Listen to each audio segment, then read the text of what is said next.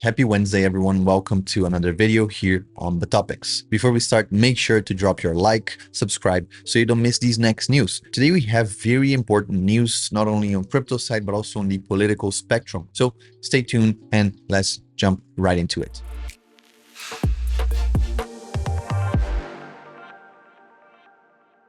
Let's start with the political first, and then we're going to dive deep into the crypto part of it and how the global market can affect the crypto market. So first of all, Trump and Zelensky, they are going to sign a deal, and that is a very good deal for the United States because it involves mines and minerals that Ukraine has in abundance. So they're signing a deal to, first of all, stop the war between Russia and Ukraine. Second off, so the US can mine in Ukrainian territory, in Ukrainian soil, for a lot of rare earth minerals, also some other materials as well. So they're signing this, and here we have an image of the mineral deposits that are present in Ukraine. Of course, there's the red part right here that you're seeing that now is occupied by Russia. So most likely the US will not access those, but everything else most likely will be used by the United States. We still don't have the exact agreement from the US and Ukraine, but most likely the Ukraine will have some sort of support, maybe financial, maybe just to protect from Russia's further attacks. But it is very beneficial for the US as a whole because Ukraine has titanium, zirconium, graphite, rare earth minerals, and lithium. Lithium very important for batteries, especially for Tesla's, every other battery or tech company that uses batteries. So that is very, very interesting. And because of that, we see mining stocks and mineral stocks that are going through the roof today. So not only in the US, but also China. Brazil has also a lot of mining stocks, and they're performing very, very well because this is bullish for everything. Even though iron is not going up in the commodity. So iron has not spiked up in price because there's not a lot of deposits, iron deposits here in Ukraine, but everything else, Ukraine has a lot to offer to the US. So that is very beneficial for Trump for sure, especially for the tech products that utilize a lot of these minerals. The dollar is strong. Most likely it will go back up. The DYX that was going down a little bit these past few days because of the huge dump that we had, now it is going up. So this week we've had a lot of tension because of COVID 2.0, the Ebola. We have a lot of other viruses, focuses around the world, and that scared the dollar as a whole because of a possible recession so close together with the pandemic that we had in 2020. So that being said, now we see a little bit of a greenish momentum. The DYX is green today before market opens. So that is also something bullish. China is also taking steps to push the economy, to kind of make the economy revive again, the Chinese economy. And it is putting in 55 billion stimulus package inside the Chinese banks. So they're recapitalizing the banks to make sure they have money to maybe make the economy rally a little bit more than what is going on currently. So there's a lot of money here invested by the Chinese government to make sure the economy does not stop and can keep up with the American economy. And now we have one more stock info that could help you understand a little bit on what could be going on with crypto. Nvidia today has earnings released, so that has everyone on their toes because everyone is on high stakes if it's going to be good or bad because of that DeepSeek situation. Nvidia has been performing very, very well. I think Nvidia is the best performing asset in the past 5 years for the stock market, mainly due to the AI rally. They're selling shovels to people going for the gold. So pretty much they're making money without even trying to be the best at the AI race. They're just selling what is used to generate computational power for these AIs. So that being said, with the DeepSeek event that just happened, that the DeepSeek is a very good AI that is able to run at less powerful GPUs. Now we have to wait and see what these earnings will be. Most likely they will be good. Wall Street is anticipating a very good earnings report, 240% revenue growth year over year. That is the anticipation. The stock is up 35% in 2024 alone. So if this isn't it positive, here is what could happen to crypto, how that will affect crypto. Now, in crypto, we have a lot of AI related, AI agents related, and we also have mining niches. So these need GPUs to perform. And if NVIDIA does well, so we could see some of that movement reflect on these AI agents, AI projects, and all the tokens related to AI or GPU mining as a whole. So this is what we are expecting to see today if NVIDIA does well.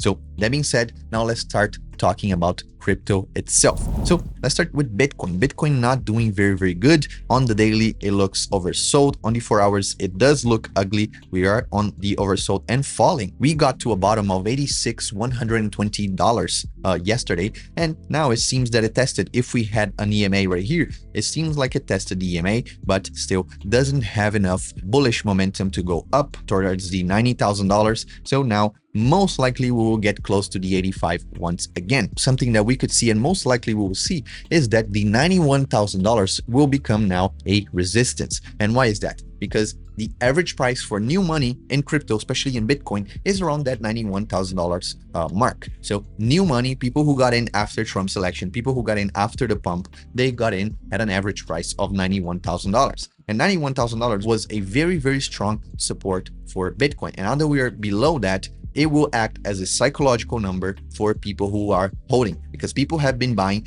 and holding Bitcoin and they could have taken some profits at $108,000. New money most likely did not do that. New money is like sardines. So they see big number, they see flashy, huge news about Bitcoin and they get in late. So they got in late at around $91,000. Now they're holding a negative position. This is making them scared. And we can see that everyone is scared by the fear and greed index, which is at 26. It's almost at extreme fear. These people are fearful. And maybe once we get back at that 91, a lot of people will sell just because they don't want to deal with crypto or they don't want to deal with holding losses anymore. So that will trigger a little bit of a fall again, testing the $91,000 as a resistance. So that is my opinion. Most likely what we're going to see, 91 being a very hard number to surpass right now, especially after this, and especially because it does not look good for the short term. We could be looking once more at the $85,000 for Bitcoin. Now, if we look to Ethereum, Ethereum is also very bad, does not look good at all. On the daily, we are at 2437. We touched 2300 for Bitcoin, so almost below the 2300, and that was scary because after that I think it is just the bottom for Ethereum, which has been doing dirty a lot of Ethereum holders, including myself. So as I said in another video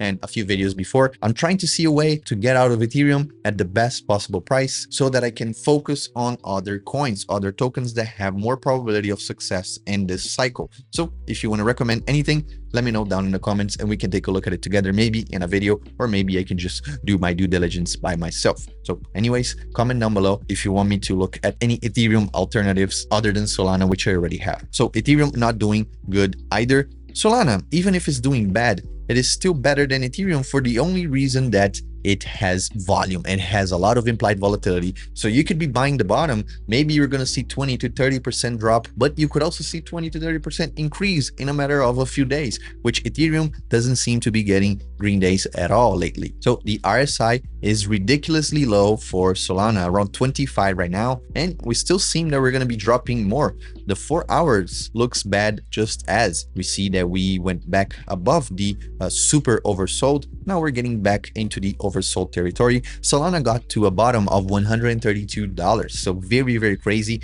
And these numbers for Ethereum, for Solana, and for Bitcoin, these numbers were mentioned in a couple of videos ago. Maybe the video on last Monday, not this Monday, but the Monday prior, or Wednesday. I don't remember which one it was, but we did some predictions and we said that the bottom of the Bollinger was possible on the daily, and the bottom of the Bollinger we saw. We're looking now at a new bottom even below at around $125, $126 for Solana, the 2200 for Ethereum, and the 85,000 for Bitcoin. So these numbers are scary, but these numbers are what we have to work with right now. On CoinGlass, you can see that the average RSI now has gone back to neutral, but before these past few days, they were on the oversold territory, and the altcoin season is showing neutral, meaning that we don't have an altcoin season right now. We are very far away from having one. On the liquidation side of things, Bitcoin has a strong 90,000 heat level here for a strong place of interest, but I don't think it will have enough strength to go back there. And as I said, even if we do go back there, the $91,000 is a strong price to test. For Ethereum, we have numbers on the top, on the bottom that are places of importance, but the bottom still could be reached first before the top,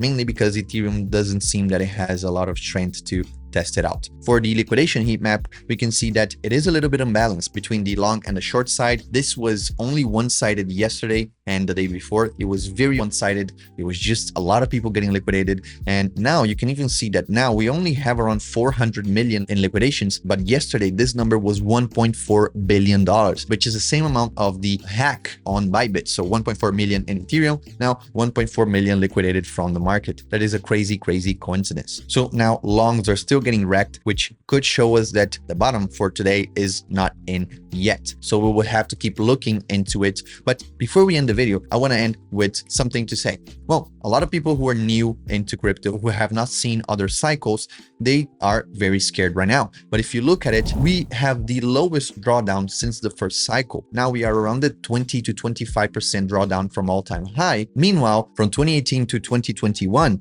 on that cycle, we've had a drawdown of 61% from all-time highs. Between 2015 and 2017, the drawdown was 50%. And right now we are at around 25% from the top, which was $108,000 for Bitcoin. That being said, we could either be looking at the bottom right now, and this will be the shortest drawdown that we had in all cycles, or maybe we're just in for the worst and we're going to see maybe 60%, maybe 50% drawdown. Again, you have to take in consideration both sides, look at the historical data, and see what will be the best chances of one happening over the other. As Crypto Ricardo mentioning, I will have to make a video saying I was wrong because I thought this cycle will be the best cycle for Bitcoin and Ethereum. I thought Q1 will be the best quarter for Ethereum and Bitcoin, which I was clearly wrong. But we still have March to go.